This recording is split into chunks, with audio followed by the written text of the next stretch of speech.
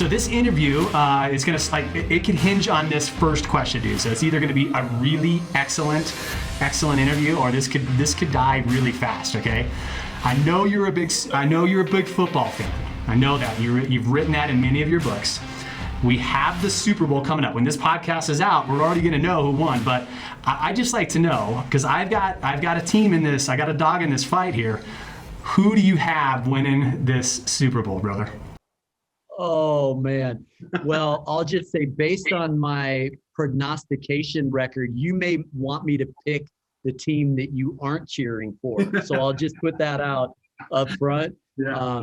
But I think that as amazing as Tom Brady is, the guy has a lot of rings, and he does have more fingers for those rings. Right. I have a feeling that the Chiefs they have a little bit more talent. Yeah. And so we'll see how this plays out. I'm not saying I'm cheering for them, but I'm probably calling Kansas City Chiefs. Yeah. All right, buddy. This is going to be your day, brother, because we are a huge Chiefs fan in the Kalinowski household, brother. So I love your pick, and I hope your pick is right for sure. But no, there's no doubt about it. I mean, gosh, you got to respect Tom Brady and what he's done and the accomplishments. I mean, I know that if he wins this Super Bowl, he'll have more Super Bowls than any other franchise except for the Steelers. So that's quite an amazing feat right there. Unbelievable. And you must feel blessed and highly favored as a Chiefs fan with the quarterback that you have, Patrick Mahomes, and the supporting cast. Yeah. Listen, I'm just going to say, enjoy it. Yeah, no, it's been great. I would say that we're fans. We're not fanatics. We enjoy the game. We enjoy games, but I would tell you what, I find more enjoyment out of watching my boys and my daughters play their sports. So as much fun as that is. Can I share a fun fact? Because I'm guessing there might be a few kind of sports fans watching, and this has helped me because I'm kind of a diehard fan. The fans of losing teams experience a 20% drop in testosterone after a loss. And I'm guessing the opposite is true, that a team that wins, you get a 20% bump in testosterone. But for the Super Bowl, it's probably 30 or 40%, Josh. So good luck. Yeah, right. Yeah, right. Well, I know that Monday, half of the people don't even show up for work on Monday, either because they've celebrated too much or they just don't really want to get out of bed because they're so devastated by that loss. So, So, hey, Ben, I just want to talk about, really, you've just released this great new book, Win the Day, and I'd love to know, why now? What do you feel like this message needs to be out there right now? Why does it resonate with our current culture, our current climate, and what's going on in the world? Yeah. Well, right now, I think 18% of leaders in a survey I saw feel qualified to lead. In other words, 2 out of every 10. And I'm wondering who those 18% are, because all of us are a little past our pay grade, little out of our comfort zone. And between the COVID crisis, racial polarization, I'm in DC, so we feel it with great intensity. It's a hard time to be a leader right now, but I will say this. We are here for such a time as this. This is the moment when I think leaders stay calm and carry on. And where I'm going with this is leadership always starts with self-leadership, and self-leadership always boils down to daily habits. And so I think this is a moment where you got to go back to winning the day. And the truth is, none of us know what the new normal is going to look like on the far side of this. So I feel like the timing of this book is really critical. And I'll say one more thing, Josh. I've led every kind of person under the sun, every number on the Enneagram, every letter on the Myers-Briggs. I've led people you would clone if you could. I've led what I call EGR people, extra grace required. The hardest person to lead, hands down, is the guy that looks back at me in the mirror every single morning. And so I've got to make sure in a season like this that I'm leading myself really well. And that boils down to my daily disciplines: physical, emotional, relational, spiritual, and even emotional. I've got to make sure that I'm on point and winning the day in those areas of my life. It's so impactful. And one of the themes that we've had within our companies over the last year with everything going on is to lead with faith over that fear. And it's not about getting rid of the fear. We have to embrace that fear, and we have to have that faith. And just like you're saying, I think there's two things. Obviously, that faith with the personal relationship we have with God, but also that faith within ourselves to lead ourselves through these challenges. I'm curious to know, one of the things you just talked about was your your routines and how you're having to fill your cup. Has that changed? First of all, has it changed over the years? Did it change dramatically over the last year? What does that look like for you in order for you to be the best you can possibly be for those that you're leading? Yeah. The only ceiling on your intimacy with God and impact on the world is daily spiritual disciplines. And so I'm gonna put on my pastor hat and just say that that's what it comes down to. It's a prayer habit. It's a daily Bible reading plan. That's been my lifeline over the last year. I have it stacked. I walk into my office, which is right above the coffee house that we own and operate on Capitol Hill. And I get my small latte, 2 shots, because the Bible reads better with caffeine. I'm just going to put that out there.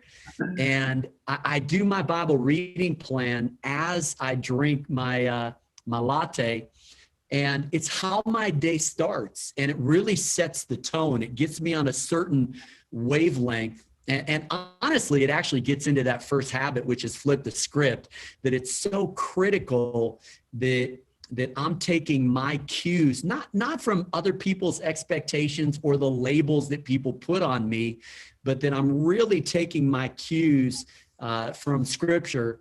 And I like to think of Scripture as the script cure. If you don't like your life, it's probably because you're living the wrong story. You've got to change the story that you're telling yourself. And so my morning routine is kind of getting locked and loaded in that way. And it usually gets my day off to a pretty good start. Yeah, that's awesome, brother.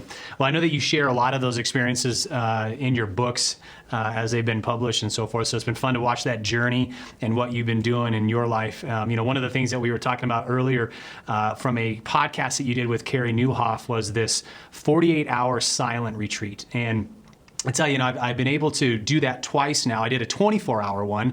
This is new for me, and I had to get a little bit of permission from the wife and the kids. But I was able to do that, and I will tell you the impact that it made in my life. I was able to work on the things that were important and not the things that were so urgent. And I think, of course, that's some of the things that bogs us down, is that we keep getting that pressure of just continuously getting that urgent things in our life, and we forget the important things, right? I'm curious to know, how long have you done that? How did you, was it someone that was sitting at your table, a mentor of yours that opened up that opportunity and you discovered it through that? Was it God whispered to you and said, hey, you got to do this? What was that journey like for you? Yeah. Well, I might zoom out the camera a little bit and say that I have this formula: change of pace plus change of place equals change of perspective. Yep. And when it comes to rhythms and routines, this is so critical. And by the way, not just spiritually, it's the law of requisite variety, that if you go to the gym and you do the same exercise, same repetitions, same sequence every time, it will lose effectiveness. You actually have to confuse your muscles and change that routine to really optimize that workout. And so in much the same way, I've got to mix up my spiritual routine with a silent retreat here, or a fast over there. Or one of the things that I do is I change Bible translations every year, because it forces me to kind of it makes my synapses fire in just a little different way. And so this seems counterintuitive, but I'm guessing it's your language, Josh, especially since you wrote a book called Strike Three. So you're using a pitching metaphor. Right. If a pitcher only has a fastball, eventually the hitters are going to catch up to it. I don't care if you're Nolan Ryan, the hitters are going to catch up to it eventually. You need a curveball, you need a changeup. And so I think what I'm getting at is part of winning the day is creating these routines, but then you occasionally have to deconstruct and reconstruct those routines to really make sure that they're working for you. And so the silent retreat is just sort of one expression of, if you can do that once or twice a year, it's a very, very healthy routine. But by the way, one other thing, and it's not a silent retreat, it would be the opposite of it. My wife and I do an annual retreat involving lots of talking, where we are budgeting and calendaring and talking about word of the year and verse of the year. And so I might you have to kind of counterbalance those two things. And I think you find essentially what works for you and what's going to be a catalyst in your own spiritual growth. I love that you segued into that. My wife, Kate, and I are actually getting away next Wednesday to have that time, and we're really going to be talking about, one of the things that we believe in, and we talk about this a lot in one of our groups called Kingsman, is 5 foundations: faith, family, fitness, finance, and your future. And oftentimes we don't really pay attention to the future, and we don't spend enough time really planning of like what we want for the future and what we believe that God's calling us to do in the future, because we're so worried about the present. And so we're going to get away and do that. I also love the fact that you mentioned the word of the year. We have been doing that in our company for about 5 years now, and it's kind of required reading anytime that you become a member of our Kalinowski Enterprises company. Just out of curiosity, how long have you been doing that? Has it made an impact in your life like it has in my life? It's been a driving force, and it really has been that theme for the year. Just out of curiosity for you on your word. Yeah, it creates a focal point. So it kind of helps you have a mindset going into a year. So I would say that the word of the year it can be a powerful thing. Some years I've been more effective at living it out for 12 months. Other years, maybe not as effective. I would put the verse of the year probably on par with it, just because of some of the impact that it's had in my life. And it's amazing how sometimes you choose a verse and it really does become the script for that year. But I think, Josh, one way or the other, I think why it's significant is this cluster of brain cells at the base of the brainstem, the reticular activating system, that determines what we notice and what goes unnoticed. And so whether it's prayer or goal setting or a gratitude journal or a word of the year, I think it sanctifies that reticular activating system in a way that allows us to really get the most out of every day that we possibly can, because we're not living aimlessly, but we really have a focal point that's taking us into the future. Yeah, I love this verse of the year. So it's the first time I've actually heard that. So that's going to be a new hack, and I know that I'm going to be really thinking about that. So by the end of February, I will have a verse of the year too, brother. That is awesome. Thanks. One of the things I love about the books that I've read from you is this idea and this concept of God-sized dreams. And we as an entrepreneur, and I have a number of companies that I am fortunate to be a part of, we're always putting big dreams and big goals in front of us. And I love the permission to have this really big, audacious goal that that it could not be done by your talent alone, right? I love these God-sized dreams that you start talking about in your books. I'm curious, I know that you guys have done some amazing things, and I love the stories that you tell throughout your books.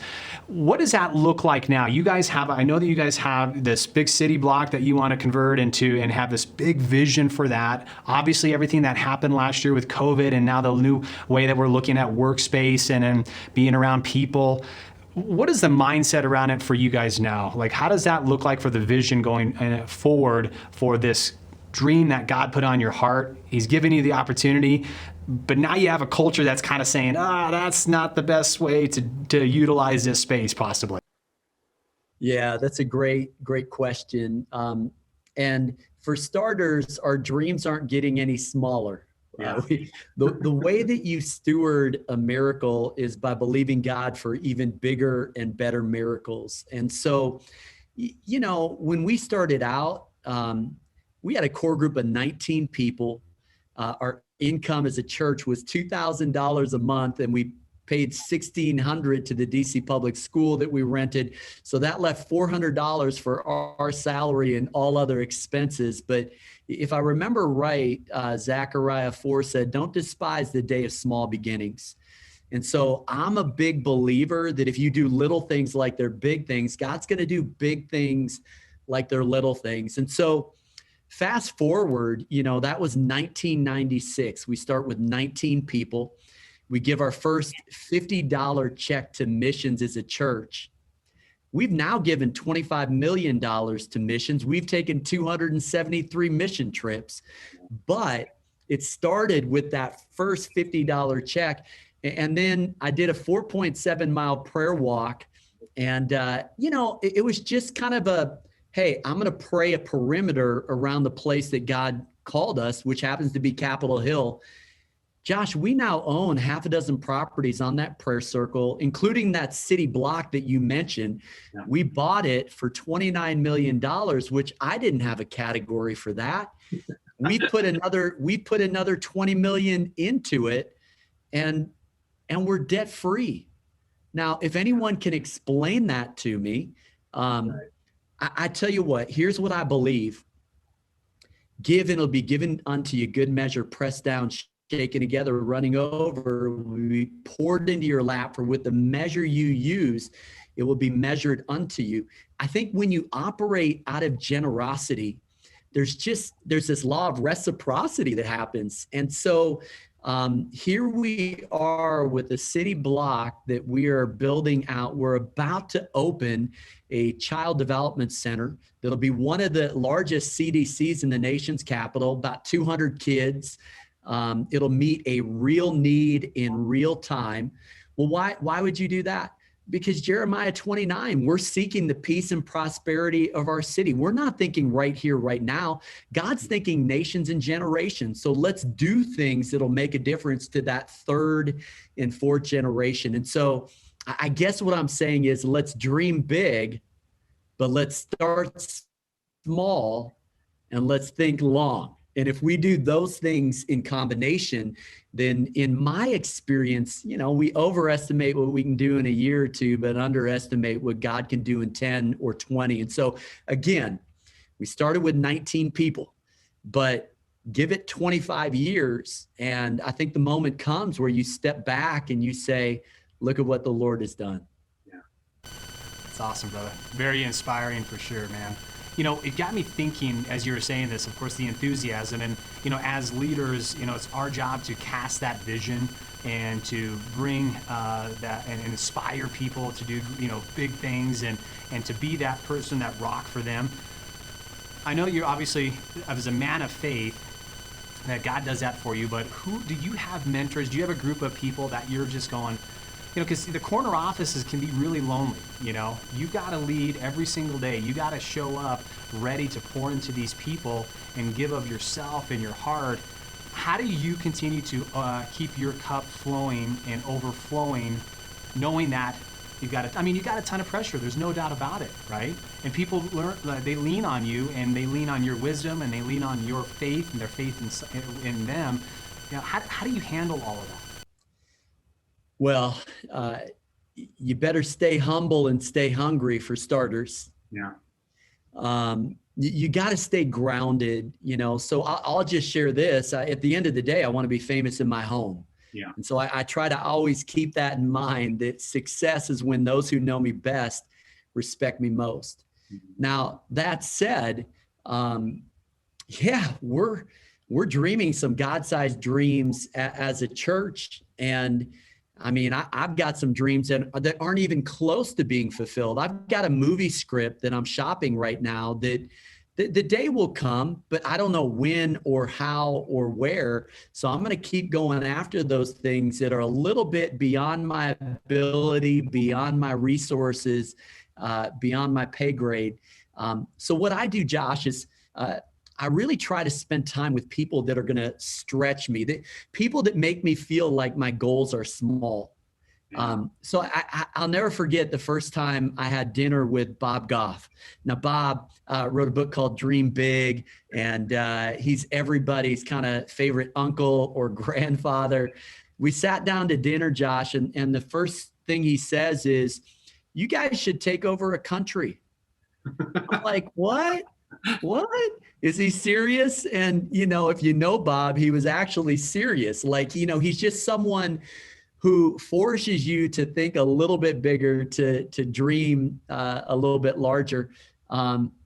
So I think you've got to be around people that sort of stretch your faith. And I think that's what a faith community is to me.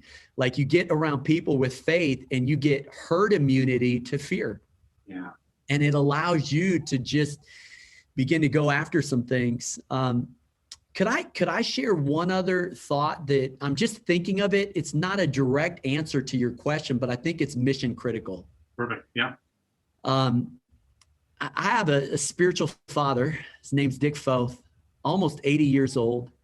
And he took me under his wings when I was a rookie pastor. He's a former college president, and he pastored a church for a while himself. And so you need someone in your life that's been there and done that. And it doesn't even have to be someone that's accomplished, amazing things, even though, I think Dick has. I think it's just someone that is a steadying voice in your life that can ask the hard question. Whenever he calls me, he doesn't ask me how I'm doing. He says, "How's Laura doing?" Because he knows how my wife is doing is, number one, how I'm doing, how I'm doing as a husband, and then how I'm doing, in every other area. But he shared something with me that I think is so valuable. He said there are two kinds of people in the world. There's the kind of person that walks into a room and internally announces, "Here I am." In other words, it's all about them. Their ego barely fits through the door. It's kind of me, myself, and I. And he said there's a second kind of person that walks in and says, "There you are." It's all about everybody else. And I just think the world would be a much better place, and organizations would have much healthier cultures if we had a lot more "there you are" kind of people that check their ego at the door. And to me, that's what begins to set the stage to even go after some of those God-sized goals, because pride is going to be the thing that actually keeps you from accomplishing them. Because if you do, then you might experience success, but guess what? You don't have the character to sustain it. And so I think it's really critical that it's not about the dreams that we accomplish. It's about who we become in that process. Dude, I love that. It's such a great answer. And, one of the things that I feel like you can really see the leaders that stand out is the humility they have and the counsel they have in others. One of the things that we constantly are talking about is, are you able to sit at the feet of another?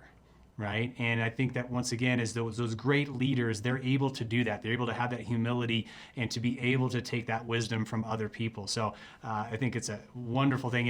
And what it really made me think about, the first book that I was ever given from you was from my father, and it was Play the Man. And I tell you what, brother, that was probably one of the most significant, pivotal books in my life. For the time where I was at, and trying to find my purpose, trying to figure out what I was supposed to be doing to serve God, and to live out a greater purpose in my life that wasn't really selfish. And since then, I've reread that book numerous times. I've given hundreds of copies away. I even did a talk at the high school about chasing your lion. And so that's been a big theme in my life. I've always been drawn to lions. One, of course, obviously the spiritual side of it, but I just love the fact that you're able to take that image. I love the books that you've written with it. One of the things that I'm so impressed with on your books is your storytelling about the lives of other people. And I'm curious to know, where are you finding these stories? Because, I've read a decent amount of books, and you always are able to find a story that is just not that common or that's not really talked about. Where are you getting this, brother? This is it's awesome stuff. Well, let me back up the bus. I'm 22 years old, and I feel this calling to write. But the irony is that I had just taken a graduate assessment that showed a low aptitude for writing. In other words, whatever you do, don't write books. Right. So writing is not a natural gifting. It's my weak hand, if you will. Mm-hmm. And so I knew that I had to read if I was going to write. And so I did read 3,000 books before I wrote one. Right. And what I did is I began to discover genres of books that would kind of help me. And I love history and biography. Ivan Pavlov said, if you want a new idea, read old books.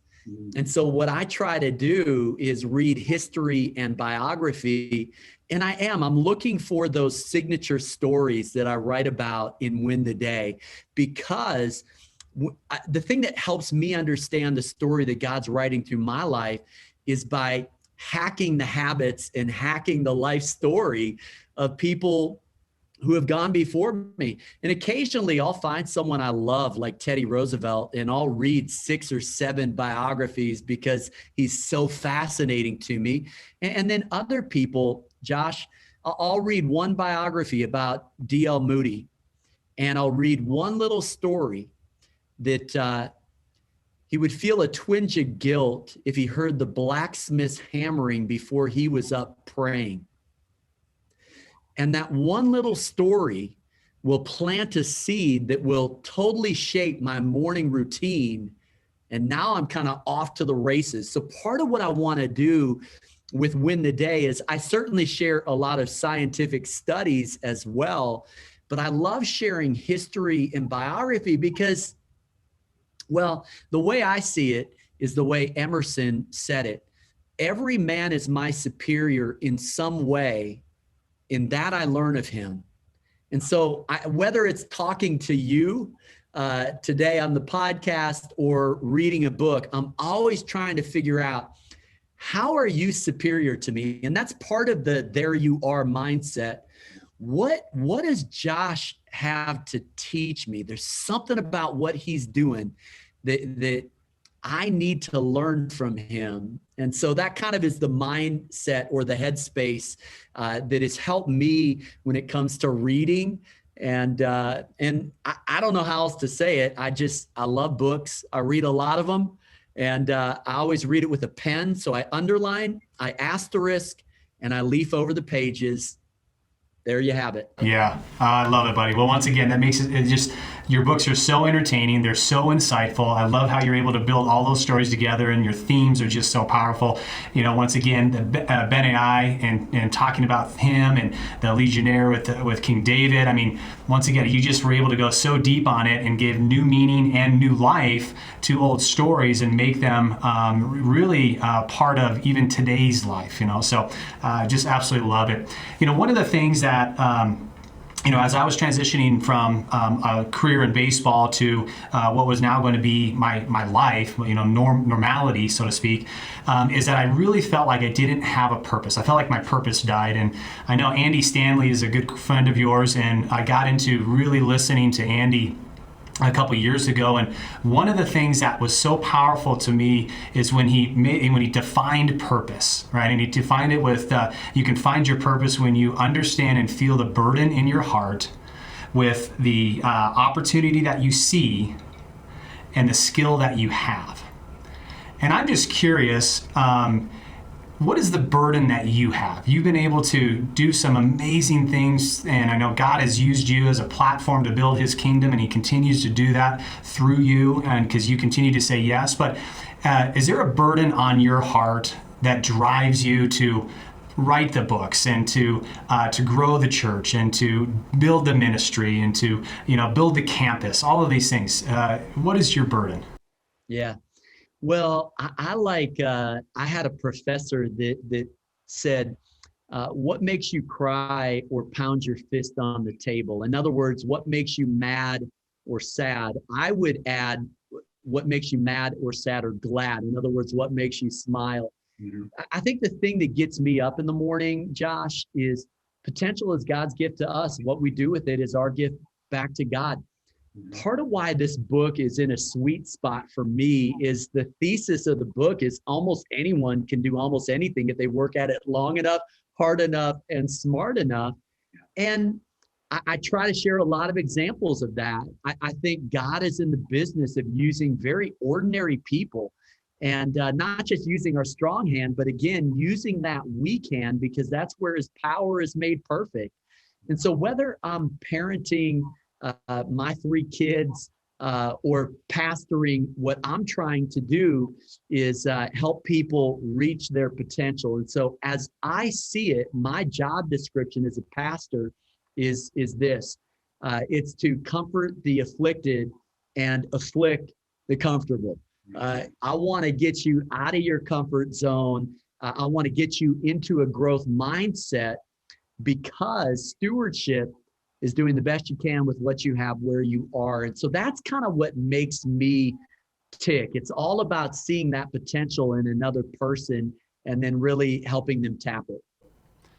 Love it, buddy. And I imagine, I can't imagine living in Washington, D.C. I can't imagine everything that you're having to go through this entire year, and of course the political things that are going on. I saw the picture that you posted just a couple weeks ago, and all of those stuff. That just the angst that I'm sure that a lot of people, a lot of your parishioners are feeling, and so forth, and how you're having to lead through that.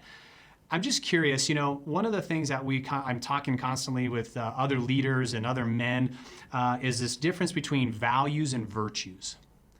And right now, how we seem somehow, especially in the Christian church, we're misidentifying what we believe is a virtue, but we're really making it a value. And people can value a family, people can value certain things in their lives, and they put a lot of weight into that. We've seemed to lost some virtues in our modern culture. And as a pastor in Washington, you're dealing with a lot of political people for sure. I'm just curious to know, how do you manage that balance? How are you able to lead in that when you're dealing with obviously what you know is truth, and you also know what is reality and where we're at in our current society? Yeah, I immediately think about David Brooks and the distinction that he makes between, I think he calls them resume virtues and eulogy virtues. Oh, okay. This idea that the resume virtues are skills that we bring to the table. And that's what a lot of our education focuses on. That's what a lot of us, it's about the skill set. But I really think it's those eulogy virtues. In other words, what are you going to be remembered for? And those are a little bit harder to cultivate. And so I never want my resume virtues to take me further than my eulogy virtues can support. And so at the end of the day, our family is all about 4 things: humility, gratitude, generosity, and courage. Those are kind of our 4 cardinal virtues, if you will. We don't always get it right, but those are kind of the things that we're aiming at, or the things that we're targeting.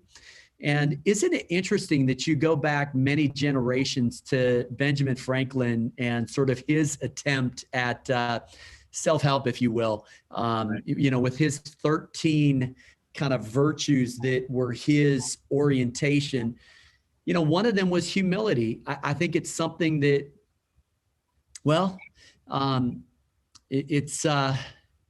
it's too rare these days. Yeah. And yet someone like Jim Collins would call it, level 5 leaders they're going to exercise that humility. And so I think it's so important that we're cultivating those things in our lives. And that's, when I say habit formation, most of us think about external habits that are going to increase productivity or efficiency. And so we think scales if we're a musician, we think skills if we're an athlete. And those things have tremendous value, but not as much as love, joy, peace, patience, kindness, goodness, gentleness, faithfulness, and self-control. Mm-hmm.